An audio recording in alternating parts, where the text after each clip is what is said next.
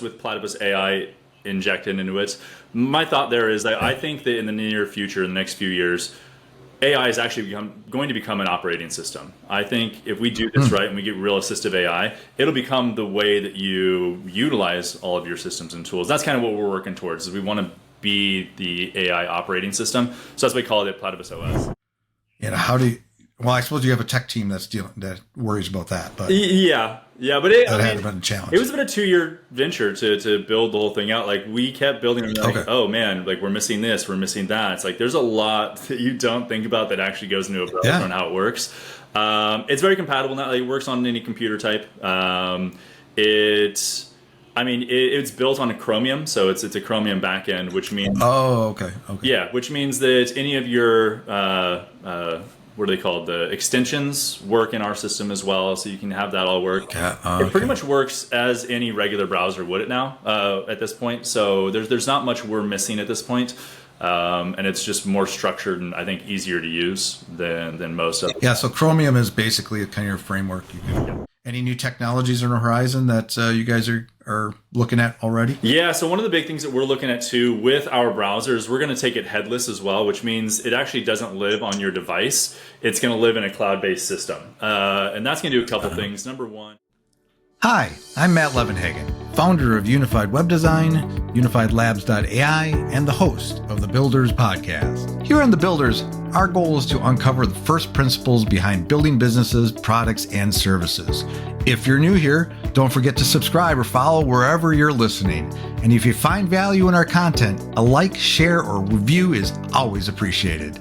Let's dive in and explore the roots of innovation and progress together. Hello, everybody, and welcome to another The Builders. Today, we are joined by Matthew White. Hi, guys. Welcome to the show, Matthew. Thanks for having me on. This is great. Appreciate it. No problem. And I have the permission to call him Matt as well. So we're going to have two Matts today on the call. Matt and Matt. It's good. It's a good name. Yeah. So Matt is the CEO of is it PlatypusOS and what else? Keybot. You have two. Yeah. The other one. Keybot. Keybot. Yeah. QEBOT. It's weird. It's spelled weird, but it works. Hey, if it works, it works. It works. People seem to remember. Yeah, I was noticing that. Yeah. Good. Yeah. Well, that's what's important, right? Remembering. That's the only thing that matters. Yeah, exactly. So you're into tech, yes. And you obviously have built stuff. Yep. You're building stuff. You know a thing or two about AI. So I'm sure we'll talk a little bit about that today. I hope so. So this is all right up my alley. So I'm excited to have this conversation myself. Good. So with that, though, what we like to start with is kind of your origin story. You can go back as far as you think is interesting or you want to talk about. And just kind of your entrance into the entrepreneurial world, business, and, how you got there, and then, how you landed what you're doing today. Yeah, great. Amazing things you're doing. So back in 1983, no, I'm joking.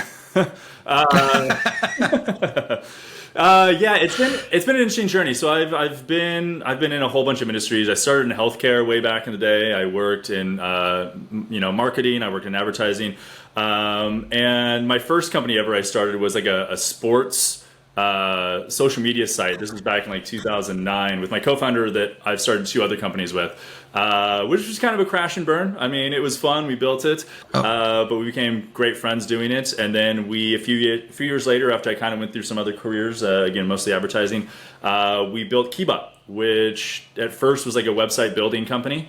And then kind of morphed into this consolidated platform of all these different SaaS tools that just kind of bring everything in one place, connect everything really well together in the back end, provides these tools at kind of cheaper cost because we kind of spread the cost around a little bit. And we built that out. We built a lot of that based on like white labeling our platform and then having other people, use it. Marketing agencies, the Better Business Bureau is a big partner of ours. So if you're buying things through the BBB, you're buying them through us actually. So we're the back end of their whole system. Oh, wow. Yeah. So built that up. We've been doing that for about the last 11 years. And about 2 years ago, my co-founder and I, we were like, okay, we kind of want to do something else. What else is there out there? And we started building a browser. And we thought, okay, we could build a more structured browser that's built around how people actually work, how people use the internet rather than, a flood of tabs. You have applications that are more, structured. And that did fair. People like it, people use it. But then we started layering the AI into it. And that's when we started to realize, oh, here's a whole nother journey that we're on. Because what we found is through API and through having AI be able to parse HTML and use the front end, we can pretty much do anything on behalf of our users using AI. So we're building out like an assistant now. So it's a fully assistive AI. It can work on your behalf on pretty much any application that you have. We have it in beta right now. We have a lot of users in beta that are seeming to love it, and then we're moving it into GA next week. So it's a very exciting time for us. Stressful, exciting, a lot of fun, and people seem to be really loving the new, assistive AI structure. So that's me. That's kind of where I come from and what my background kind of is. You're doing a lot. Yeah. Busy. Over here. and you're excited about it. I can tell you're excited about it, which is awesome. Yeah. That's even better. That's so. Okay, I'm going to rewind though a little bit. Yeah, absolutely. Because I'm curious, why, how did you land in tech? Like, did you go to school? Did you always love tech when you were a baby and you just, Yeah. No, we don't have to go back that far. 1983. When I was a baby, they just plopped me down in 83. How did you go in that direction in your life? I think it was always something I was kind of passionate about. Even as a kid, my parents always had like computers like real young, right? We always had technology around us. My mom was always really into it, and so I always kind of had a passion for it. My brother is in the tech industry. He's worked for Microsoft. He's worked for all sorts of Oracle. Nice. And then my first foray into tech, I was actually still in healthcare staffing, when my co-founder and I started building our social media platform for sports fans.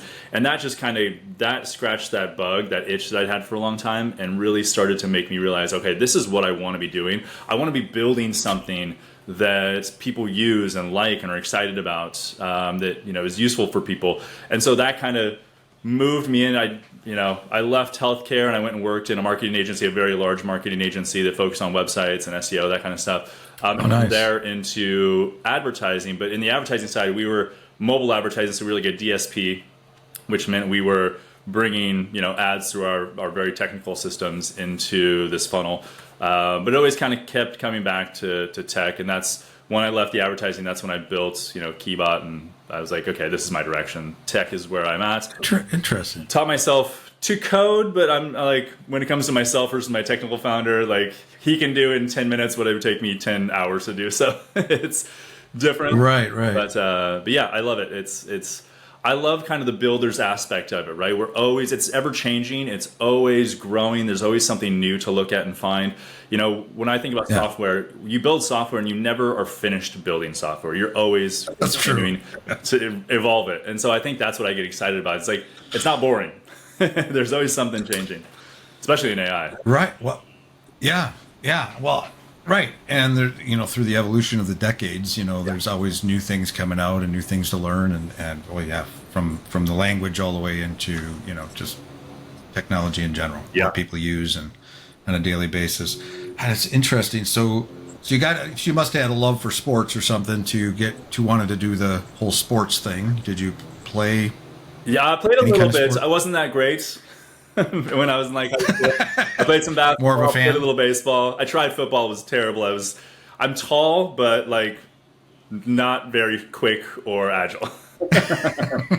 So I was never very good at it, but I loved it. And my co-founder played NCAA football, so nice, great match there. And we love sports. And to be honest, like the amount of time we spent in sports building that company turned me off from sports for a little bit. I'll be completely honest. Like we were watching every game every day, and it's like after we shut it down, I was like, I need to take a little break on sports. I'm a little burnt out on this. Yeah, I've seen that play out in the past for me too. Yeah. Like I remember, this is going way back. I go further back than you. 83. But like in the 90s, I was a bartender. I remember when I got into bartending, my whole idea was, eventually I'd own my own bar. Yeah. Until I got into business. And then I was like, nope, this is not for me. This is really not for hard. me. Thank goodness. There's way too much is going on here. Yeah. Between the fights and the drunk people and it was fun. Yeah, it was fun. And I was young and I was having a good time. Yeah. But there are certain aspects of that business that were like turn off. But anyway, but that's interesting though, because Yeah. you're building something based off of at least somewhat of a passion, like something you're interested in, Yeah. and you're both doing that. And but what did the concept with the app come from? Because it was community based. What did it do? Yeah, so our biggest thing that we started with that one was we were one of the first people to build like peer-to-peer like video chat, basically.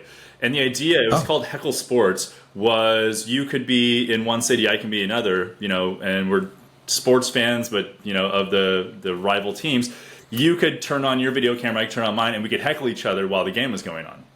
Just kind of a live heckle feed. And then so it started there. We built it into kind of a whole sports, social. You could pick all your favorite teams. You could do chat. We had blogs, all that kind of stuff. We got to we had like 30,000 active users at the top. Wow. That's also when Facebook kind of started releasing their fan pages. And that kind of people were like, oh, well, you can just do it there. Where I already have a profile. Right. I think that's kind of what killed it. But it was fun. It was my first experience like building something and trying to build a business. And so it was just a great experience for me to do that before starting my next ventures and, building all of that out and kind of. Well, that's what's interesting. Yeah. I mean, first of all, you did something. You took action. You did something. You built something. Yeah. And it's not always going to be that first idea or that first thing you do that's going to be that was a pretty good success. But you got the rug pulled out from under you a little bit. Yeah. But you learn a lot. Every iteration, things you're doing and stuff like that, you're learning. And then the same thing when you said you worked for a marketing agency for a while. I would imagine the things you learn there, you can apply a little bit of that to what you're doing today.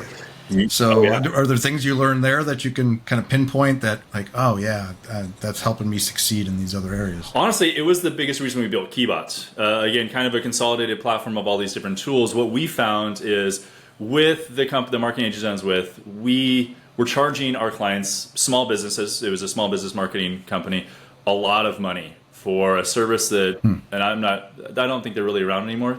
It wasn't the greatest. It wasn't the best of services. And in my mind, I was like, if we built the tools, these small business owners could do this stuff themselves without having this middleman that can do that. So we wanted to build a nice, easy website builder that people could build websites on. Basic, easy for like a plumber or electrician, things like that, where they just need to be online. And then we started integrating into like the directory listings tools and the review management tools and the CRM and email marketing, all that kind of stuff, and bring it all together. And we realized a lot of people, instead of going and spending, $1,000 a month on this agency that wasn't really giving them results, they could spend, all of our tools are a la carte, so they could spend whatever they wanted. But, most people, if they want kind of the whole package, it was like $120 a month. And they had to kind of do it themselves, but we had tools to help them do it more effectively and more efficiently.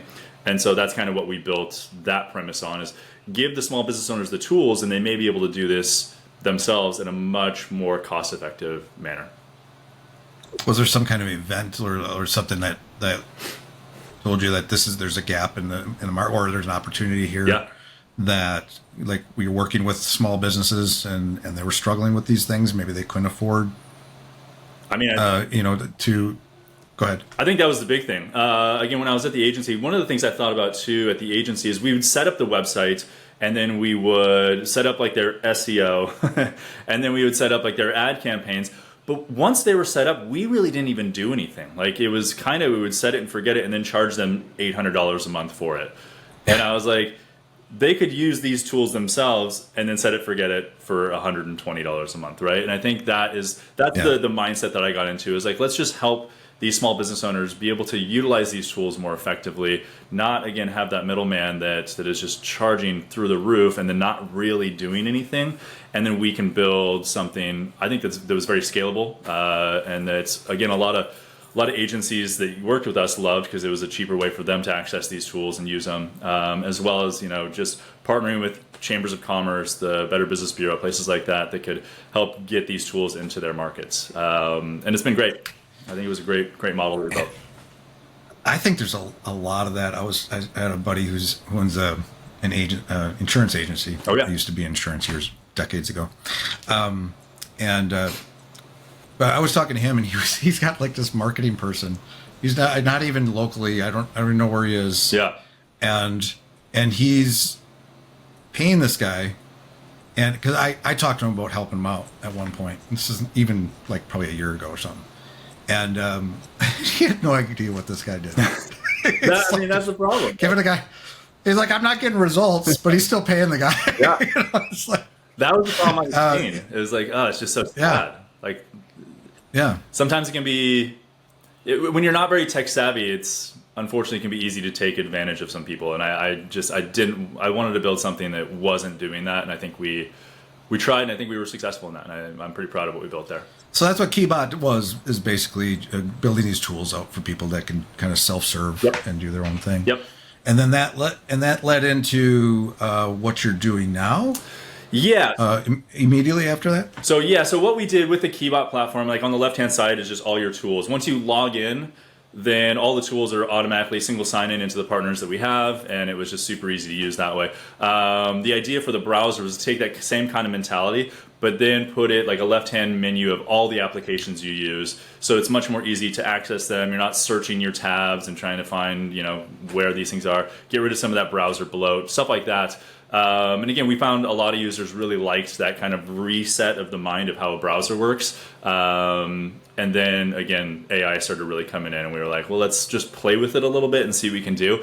And again, the mindset here for us is we're trying to make software, especially for the small and medium-sized business market, more accessible, more attractive, because we believe that when these companies are using technology correctly, they will have more success in their business. Like if you use a CRM and you can manage your lead flow and all that kind of stuff, you're probably going to drive more success as a business. And so we wanted to do that in a more effective way. And we're finding that when you can, instead of sitting down as a small business owner that maybe isn't the most tech savvy and fully learn a whole CRM, if you can sit down and not have to use the interface anymore and actually prompt AI or talk to AI and it will do those actions for you on your behalf, that's just a way for these people that are either too busy to use technology or they just aren't tech savvy to be able to use technology in a way that is actually productive for their business, that they can get to and manage and operate. And I think that's always been my goal, is to make this technology as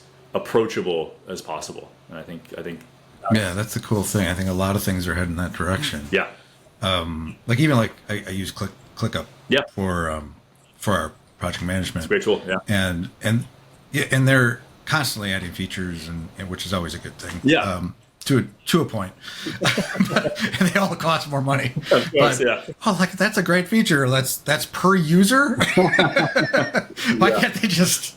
I was just having a conversation the other day about that, and like, when you have a lot of users, everything multiplies. Why can't they just be like, even the smaller package? I think actually one of their services, I was looking at maybe it was, I don't remember what I was looking at the other day, but they do have it kind of like, if you got 2 to 3, it's this cost. If you got 5 to 10 or whatever. Yeah. And so they kind of did adapt to that. But anyway, but you're seeing those tools where I can go in and I can, pull up the AI. I use their AI. Yeah. And it does a ton of things for me. And I just learned the other day, you can also have it now tell it to like do things like bulk edits of things. Oh, yeah, nice. Like take on a certain board, if you wanted to change add a tag or do all this stuff you can do, just speak to it. Yeah. And so I think definitely a lot of things are heading in that direction. And I think also it's just, a lot of these CRMs and a lot of these tools out there are so complex and there's so many different things you can do. If you can just tell it, all I want to do is this, and it just figures it out for you, would be awesome. So how did you, so let's start with, what's the name of your, this browser or new platform? Yeah, it's called PlatypusOS. We call it PlatypusOS with Platypus AI injected into it. My thought there is that I think that in the near future, in the next few years, AI is actually going to become an operating system. I think if we do this right and we get real assistive AI, it'll become the way that you utilize all of your systems and tools. That's kind of what we're working towards, is we want to be the AI operating system. So that's why we call it PlatypusOS. And we built it again on this premise that we just want to make all this stuff so much easier. And I think about it like, one of the ways I think about it, say you're out on a job and you're like, oh, I need to call John Doe. And you're like, okay, AI, find John Doe in my CRM, grab his phone number, and then call it through my Google phone. And since we're the browser and we have API access to every one of these tools, we can just do that in the background for you, go find it, connect it to Google phone, and then call them right there. And that's what we really want to kind of be the creators of, is that simplicity within the system to be able to do that. Yeah. And one of the cool things we're doing too is we're building like an agent layer on top of it, where we hope to, or not hope to, we're going to open like an agent marketplace so people can build automation agents on top of this whole thing. So let's say so my mom's a real estate agent, right? So one of the ways I think about that is like being able to scrape her MLS on a daily basis, grab like the new houses in certain zip codes, match it with her CRM, find people that are looking for a 2-bedroom, 2-bath at the pool, and then automatically in your email, send all those people emails with a list of those houses that are now up, right? So those kind of automations, we can have people build agents that would do those specific things because we have the connection layer. We're kind of the middleware there. We have the connections and everything. Yeah. These people are building agents. Right now, if you're building an agent, you have to go plug it into all those applications, those CRMs. Well, we can be the layer there that you don't have to do that. You don't have to code anymore. You can actually just come build a prompt engineered agent, and then it will workflow that kind of structure. So that's kind of what we're trying to do there. Hope that all made sense. Okay. It is, and I agents are relatively new, and I know a lot of like small businesses and stuff are probably hearing those words. Yeah. Agentic AI and agents and all that, and maybe we should just take this moment. Yeah. I want to rewind a little bit, but it would take this moment. Let's say what is. So we got AI. Yeah. We've been using AI for a few years, and where everyone is starting to, because it's a thing now. Yeah. ChatGPT and whatever people are using today, but now suddenly in recent months or this past year, you're starting to hear about agents. And so, what are those specifically? Yeah. So what an agent is basically you take. So as we've been using AI, you ask it questions, it answers questions, or you ask it to make an image and it creates an image or a blog post. So that's generative AI, right? What an agent's specific role is to basically create a flow for yourself, like a workflow. So it's like, I want my AI to do this, and this on a daily basis, or things like that. And our goal is to be able to, with an agent, you create these structured prompts that you can tell your AI to do on a regular basis. Or you can prompt it to do it whenever you want to. But basically what you're doing is building workflows. Like AI workflows, the AI will go do that for you. And that's I think where the future of, I think a lot of this technology is actually going to be going. I think if we look at where this is trending, I would say myself, agents will probably be a much bigger industry than SaaS will be in the next 2-3 years,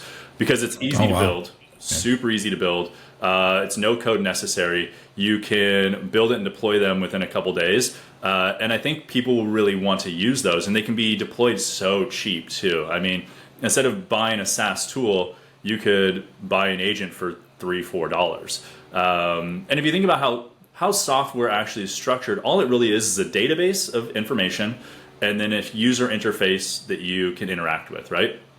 Well, if you can have AI do all those interactions for you, create reports for you, take actions on behalf within that database, that is where I think this whole structure can go, where SaaS interface won't even really be necessary, because you can just do it all plugging your AI into a database and building workflows. Quick pause to give a shout out to the sponsors of the Builders Podcast, Unified Web Design and UnifiedLabs.ai. At Unified Web Design, we specialize in crafting custom websites and offering complete design and development solutions to help businesses build a strong, lasting online presence. Now, through UnifiedLabs.ai, a project I'm really excited about, we're helping businesses tap into the power of AI and automation, designing smarter systems, streamlining operations, and building practical tools that actually work. From audits to implementation, we help brands navigate the AI landscape with clarity and confidence. Whether you need a custom website or you're ready to explore how AI can transform your workflows, visit unifiedwebdesign.com and unifiedlabs.ai. Now back to our show. So my brain is split right now because I kind of want to get into the nuts and bolts of kind of back to how you built this thing. Yeah. But at the same time, we got the whole agent thing going on, which I'm really excited about. I get real nerdy on this so stuff. I want to. So maybe let's just back up for a second. Yeah. So have you been building? Like, my curiosity is like have you been when you started PlatypusOS? Mm-hmm. Are you building this with the same group of people or same partners that you did with your previous ventures, or is this, how did that happen? And then, like, why the browser and where did that kind of come out of? Because we're talking about browser. When we think of browsers, we think of Chrome or Firefox or Safari or. Yeah. I mean, is it why is that? The mechanism to do all this stuff, rather than just an application of some kind. Yeah, it's interesting. So, to answer your first question, I did. So my co-founder of Keybot, we kind of replaced ourselves in Keybot a little bit. I'm still very involved in Keybot, but we hired some new people to like kind of take some of the workload off so we could go focus on this. And it's been something that we kind of became passionate about. I think the idea came from, I hate how the browsers are structured. When you look at my Chrome and I have, 95 tabs open, and I'm like, okay, where's my CRM? You're just like searching through your tabs, or you have it saved in your bookmarks. So you just click it and you open another one. All of a sudden you have 5 versions of your CRM open at one time. And I was just like, this is such a terrible way for us to work. It doesn't make any sense. And so our idea was to restructure how a browser works. And if you go on platypusos.com, you can kind of see what that actually means. But it's like taking all of your regular applications you use on a daily basis, structuring a left-hand menu so you know where all your tools are. We still have tabs, but the tabs now become used for like search, research, things like that. I use the PlatypusOS browser every day now, and I have 7 tabs open instead of the 95 that I had before. So it's just it speeds up my computer a lot. My browser's a lot quicker because of that. So you're sitting around and you're brainstorming. Yeah. And you're like, well, what the biggest problem we have is we have way too many tabs. Is that's the core of the problem? Honestly. And how can we solve that? Yeah. and then build our tools and build everything we're doing into it. Yeah. Let's create a browser. And you have obviously the skills. Yeah. You knew you could do this. Yep. I mean, not anybody would, even me. As a web developer, I build a lot of websites, Yep. build a lot of stuff. But a browser? Yeah. Those are different skills. To say the least. Yeah. But when we told people were like, that's dumb. You're crazy. What are you talking about? You're building a browser? Like, that market's already done. We're like, we know, but let's try it. See what we can do. But it's been more niche though. And it serves, and you're kind of positioning yourself to capture this whole AI thing. Yeah. Coming. And but yeah, I think and that's the thing. It's more niche, it's more purposeful. Yeah. In what it does. And then obviously you wanted to build your tools into it, and it's pretty stripped down. It's just like one of the things I'm curious about is like compatibility and all that stuff. Like, people are using different computers and whether it's a PC or a Mac or some other devices. Yeah. Is that a big challenge because you're talking about a browser? It's not something, you're not going to a website in a browser. You're creating the browser. Yeah. How do you? Well, I suppose you have a tech team that worries about that, but but it had been a challenge. It was about a 2-year venture to build the whole thing out. Like, we kept building it. Like, oh man, like, we're missing this, we're missing that. It's like there's a lot that you don't think about that actually goes into a browser and how it works. It's very compatible now. It works on any computer type. It's built on a Chromium, so it's a Chromium backend, which means which means that any of your what are they called? The extensions work in our system as well, so you can have that all work. It pretty much works as any regular browser would it now at this point. So there's not much we're missing at this point, and it's just more structured and I think easier to use than most of them. Yeah. So Chromium is basically a kind of framework. You can kind of build everything that's standard. Yep. standardized and probably solves a lot of problems. Oh yeah, it's the open source of Chrome itself, right? So you can kind of do whatever you want with it. You take the code and build whatever you like. So isn't like Safari built on Chromium, or is that or is that Firefox? Firefox is built on Chromium. Yeah, I think a couple. Arc is built on Chromium. I think a lot of like the more niche ones out there are built on Chromium. Yeah. Yeah. Oh, cool. Yeah. And then and so now, how does this work? So you have a sidebar with your tools, and is this like tools that is there like a subscription or something? People get access to these tools and they get access to this browser? Yeah. Or can anyone use it? Anybody can use it. It's free to use. We do have like the Keybot platform of tools integrated into it, so you can actually purchase those tools through the browser now if you want. So we have a partnership that we set up between the two organizations. But we have 1,500 applications in there. So if you're using Salesforce, if you're using Zendesk, all the tools that people are using, those you can actually connect into your left-hand side menu as well. And that's one of the things we want to do is like organize it so you could use our tools from the Keybot side, but any tool that you're using, you can plug in there as well and use those systems within this new organized structure. Nice. And so it's more useful for people that just want a much more seamless way to use their technologies. We built it so you could switch profiles pretty quickly too. So you could like have a home profile and a work profile. And like if you switch to the home profile, your left-hand menu may have your Amazon and your Netflix and things like that. And then you switch to your work one, then you've got all your work tools. So kind of built it to be more focused around the person itself. Profiles are awesome. I use profiles because I work with different agencies and partners and stuff. And like, if I'm working with this particular agency or partner and on their projects, I can pull up a whole nother browser as I'm logged into everything already. Yeah. Okay. So you have the browser. Yeah. You have now how does somebody, like typically if you go to the browser, you're going to find something or whatever, you're going to go to Google search, or you're going to go to your bookmark bar, or, you're going to, have it kind of set up to, do you have like a certain search function in this, or something that's now you want it, basically the idea here is you want it to do stuff for you. Yeah, so it works just like any browser, right? So in the top navigation bar, you could search whatever you want, and you can it's connected to any search engine, so you can choose if you want Google or you want what are the other ones, Ask or whatever they are.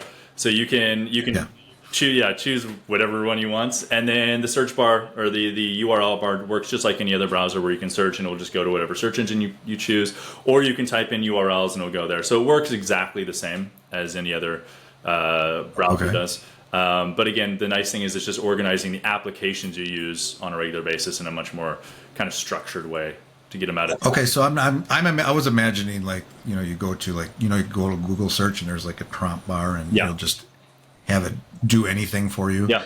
But this is stuff. Is there like a back end then where people like actually configure the tools and create their agents and all that stuff? Yeah.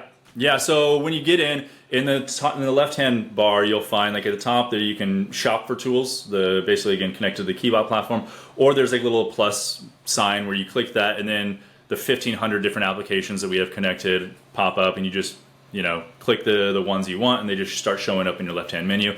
You do a login into those, and then since we're a browser, we can manage the sessions. We can keep your sessions open longer. We can do all sorts of things that way to make it just a much more functional way to operate within the tools. And that was kind of the idea, is again just to make it more easy to find the tools that you're using, make you more efficient, make you more effective. And we've gotten people to come back and say, oh, like I'm saving hours a week just because I'm not sitting there searching tabs and trying to figure out where I am and re-logging in all the time. So there's some cool things we're finding there. So how are we saving tabs? Like how does the browser allow you to save tabs? Like you're still using tabs, you're still opening things, No, so when you click on the left-hand menu, it doesn't open tabs at the top. Like it's its own tab structure. So when you do that, it's not popping a tab at the top. Now you can open tabs at the top. Again, we use those more for like search, research, things like that. And that's why I may have 7 tabs at the top, because I'm like searching for something or searching for a pho restaurant near me or something like that.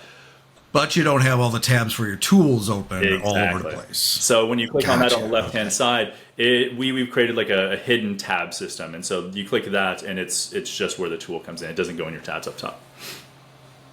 So really, and so what you're really solving here is to help small businesses that are building their business. Yep. And the chaos of that is to help them become more efficient and focused.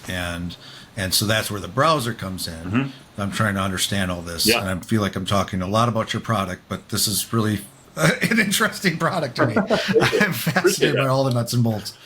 But I'm interested in how you're solving the problem here, in the marketplace. Like this is, sometimes we don't know we have these problems. Sometimes we just deal with what we deal with. Yep. Like I'm looking now to my right. I have a couple monitors, Yeah, me too. I have a monitor and I have multiple browsers. Now, of course, I'm doing development and stuff. So there's some of us websites and I have the website itself up and I got another tab with the mobile version of it. And then I have the back end. And then I have another tab with you over here, with this one over here. This is normal. This is what we do every day. And we don't think, well, there's got to be a solution for this, but this is what you're building. Yeah. So, okay. So now that solves that problem. And now where does agents come in? Now you're number one, the last couple of years must have been pretty eye-opening. Because up until 2 years ago, we really, well, more than 2 years now, but when ChatGPT 4 came out, and suddenly everyone was like, what is going on? I didn't even realize this was a thing. Now you're thinking, how can we integrate that more, use it more, I would imagine. And then now agents. What's that story? Like, how does that evolve for you? Yeah, I mean, for us, so we had this browser up and running, and we kind of got the idea. We were just playing around with AI. We're like, this is so fun. We're goofing around with it. And one day, my co-founder and I, Cornelius, we were like, I wonder, can this script and deploy code for us? And so we just started playing with that idea. And we realized it could. I mean, and so we started with it working on front end. So what we would do is since we're a browser, which this is kind of why the browser made sense for us, we deploy all the web pages, right? So when you go to an application or a page, as a browser, we are the one that puts it all on the page for you. So since we do that, we know all the code, and what we can do is capture that code. We can then strip out everything but like the actionable items. So we'll find buttons, we'll find fields, we'll find links, things like that. And then we can feed that into the AI and then prompt it saying, hey, I want you to find Joe Johnson in my CRM and update his phone number to whatever. And we realized the AI could do it. And it was on front end. So it was actually we would watch it and like the CRM would the search bar would all of a sudden have Joe Johnson in it, and then you would see the button click, and then you would see move to the next page, and it would scroll through, find the phone number, and we were like, and then replace it and then save. We were like, wow, this is kind of amazing. Whoa. I can't believe this can do that. That is amazing. Yeah, and so it's a feedback loop, so it scripts. Once it gets to the next page, we tell it to take the next step. And it says, oh, okay, my next step is to find the phone number. And so it does that. It runs a feedback loop. Once it finds the phone number, then it replaces all that kind of stuff. And we're like, this is ridiculous, actually. And so we built it that way first, and we realized it works well. There's some gaps, like if in our social media tool, instead of it being the button being called post, it's called compose. So there's sometimes it would stuck in those types of things. So then we were like, okay, this works. What if we tried doing API-wise? I wonder if the AI is smart enough to, if we fed it the authentication keys it needs and then gave it a link to the API documentation, can it read the documentation and understand, hey, I want you to go update John Joe's phone number and do it via API instead? And that's when the whole door opened. When we do API, I take it did. Oh my God. It can do everything at this point. Yeah. Wow. Yeah. Wow, that's powerful. That's a lot of power. It's a lot. It's pretty crazy. Yeah. Well, and that's, yeah. So basically you can have, so So I've been on the web for 20 plus years, Yeah. and I've done a lot of stuff on the web. And I remember using tools back in the 2000s where I don't even remember what it was called. There was some kind of bot back then where it would go out and scrape content for you Oh, sure. and do different things, and you would actually watch it do, especially repetitive things. It would Yeah. do things for you, but this is like on steroids, and kind of, Yeah. that save a ton of time. That's the goal, right? We just want to make it so, number one, you're saving a lot of time. And number two, I think the big thing that we really want is, again, to be more approachable for people that just don't know or want to use technology, to say, oh, instead of having to sit down at a computer and do the crappy typing work that I don't like doing, I can prompt my AI assistant to do it for me. And I think that's kind of where the idea is starting to be head towards, is real assistive AI, having a personal assistant that is your AI. I mean, I heard somebody talking about the other day, and it's like, when it comes to AI, you shouldn't think of it at this point as like an application or a tool, but more of like a team member. It's at that point now where it's smart enough, you can ask it to do things and it will work on your behalf as if you had a personal assistant. You should think of it as somebody on your team rather than just an application or tool that you're using at this point. And that's what we're building. Yeah, that's crazy. Yeah. That's great. Yeah, and yeah, like I said, you're perfectly positioned for that. I want to use your browser, but okay, so we have this thing taking charge, Yep. and doing all this stuff. What are the kind of the security aspects of this? Or, there's a lot of people out there that are like really worried about, like even myself, even ClickUp. Okay, so I have somebody that helps me in there, a team member that helps me on the project management side of things and all that, and they rolled out what they call their agents. Yeah. And she's like, wow, this can do a lot of stuff. It can do all that. And I'm like, and it sounded exciting. Yeah. But I said, I'm a little afraid to kind of give up that control to a bot. We have it doing some things. We get daily messages. Things are overdue. We have automations now, but how is that aspect? How are people responding to the whole agentic world, and how are you kind of messaging that? I mean, do you think people should be concerned? Are there things you're putting in place that will help people feel better about that situation and taking control of their whole business? Yeah, I mean, there is a nervousness that's built into this, right? Like handing over to a bot that somebody else created, that can be a scary mentality, right? We work really hard. So there's a couple things. So my co-founder, his background is security. So he's done a lot in that kind of space. So we've really built the browser to have a lot of security systems built into it to make sure that, hacking isn't very easy, things like that.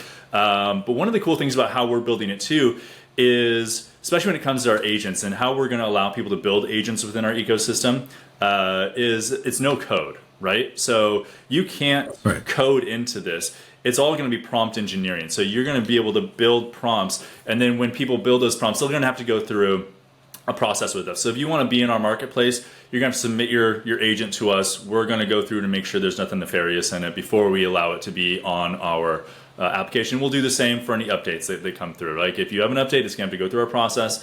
Hopefully at some point the AI can do the checks for us. That'd be great. But I think that's one of the big ways that we're hopefully solving this problem is, again, you're not going to be able to inject code into the agents that you build. So there's not a great way to hide things in those systems. So we'll be able to look through your prompt and say, oh, okay, this is exactly what we're trying to do. Here's what the outcome should be. We'll run a test of it to make sure it works. And if we find something nefarious in your prompting, I mean, that's not going to be too hard for us to discover and kind of figure out what's going on there. So those are the ways that we're trying to really make sure the security level is there, and make sure that it's going to be secure. One of the other things we're doing too, the nice thing about these devices these days is, let's say you want to set up an automation, to make it so that people aren't setting up automations on the tools you use on your behalf, like if they log in or hack in or something, we're going to build it into the system too, where if you want to build an automation, deploy it using some of these agents that come in, we'll build it in the system into your computer devices or your phone devices, where you're going to have to authenticate using your fingerprint or using your facial. So we'll make sure that it's not somebody else that maybe got your login that can go set up these automations. They're gonna have to have your login to get into your PlatypusOS, but also to set up the automation, we're gonna have to, you're gonna have to give us a fingerprint or a finger, a facial structure, something like that. So. Well, that makes sense. Yeah, that's nice. Fingerprints and things like that. Yep. So where do you? I'm fascinated. I'm reading about tech every day. Yeah, obviously on the news. It's like what we do. Yeah. But like some of the thing, I was just watching something recently where they're talking about like the next evolution of like phones. What is after phones? What is after our smart devices? Like nothing. Having some kind of like I don't know. There I think ChatGPT or OpenAI is working on some kind of like next generation thing. They put billions into some kind of device. Yeah, I think they just partnered with Jony Ives, or what's his name, from Apple. Yeah, I don't remember his name. Jony Ives, something like that. Yeah. Where they want to build devices, and that's an interesting one for me because like are they going to build another device that I have to carry around with me? Like I'm already carrying my phone. Will it replace my phone? I can see if you're trying to build something that's going to do that. But if you're telling me I'm going to carry my phone around and then another AI device, I don't see myself doing that. I don't know. Yeah, I mean, you got to have something. Yeah. They've got like, you've seen demos of like just having a clip. Everyone's got to have a little pocket thing now that sees everything. You got to. Everyone's got to have a pocket now, or maybe something you hang around your neck. The glasses, maybe. But yeah. Well, I mean, right. Well, glasses are going to be a big thing too. Yeah. But I guess I asked that too. Just where do you see your kind of next? You got agents coming out, or do you see any new technologies on the horizon that you guys are looking at already? Yeah, so one of the big things that we're looking at too with our browsers, we're going to take it headless as well, which means it actually doesn't live on your device. It's going to live in a cloud-based system. And that's going to do a couple things. Number one, it'll allow you to actually use it, because basically the way it works when it's headless, it's like streaming a movie from Netflix, right?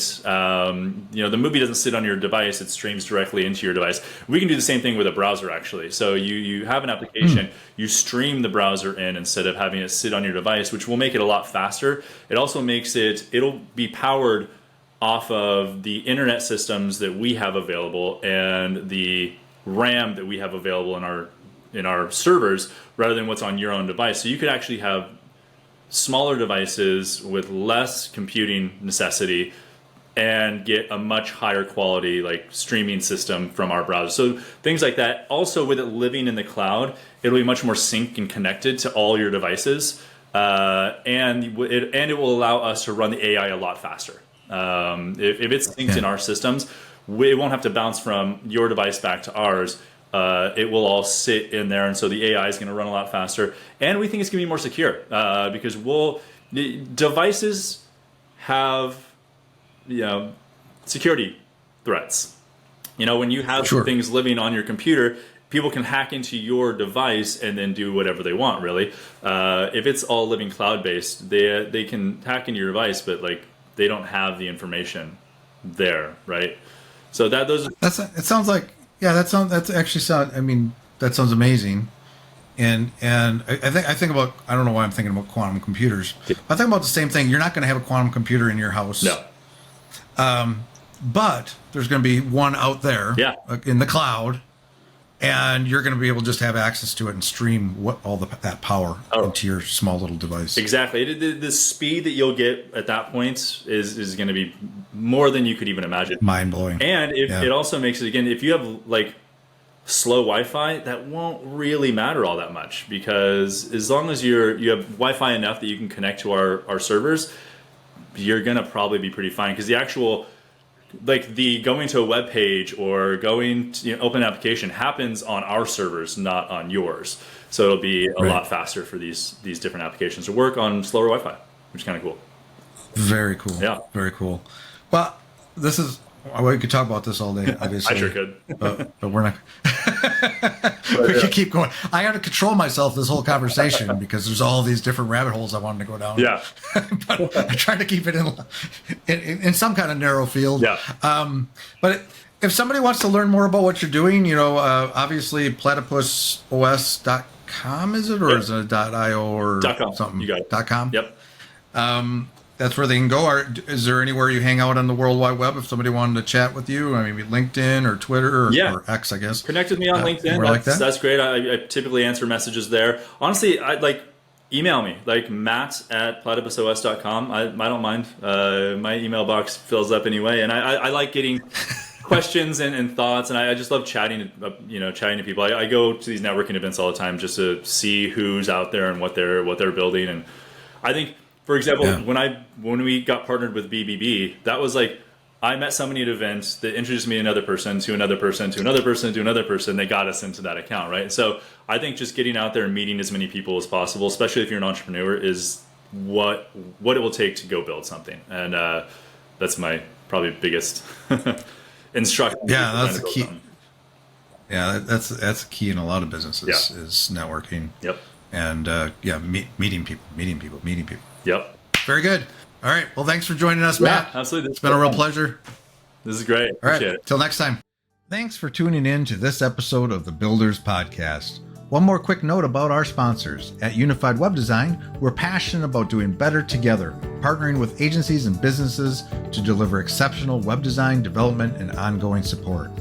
And UnifiedLabs.ai is where we explore smart, practical ways to integrate AI directly into your website and e-commerce flows. From intelligent chatbots to marketing automation to back-end reporting, all with a strong focus on user experience and making your systems work smarter. If you haven't already, subscribe or follow to stay updated on future episodes. And if you enjoyed today's conversation, sharing it with someone who might benefit helps us grow this amazing community. Until next time, keep building smarter, bolder, and with purpose.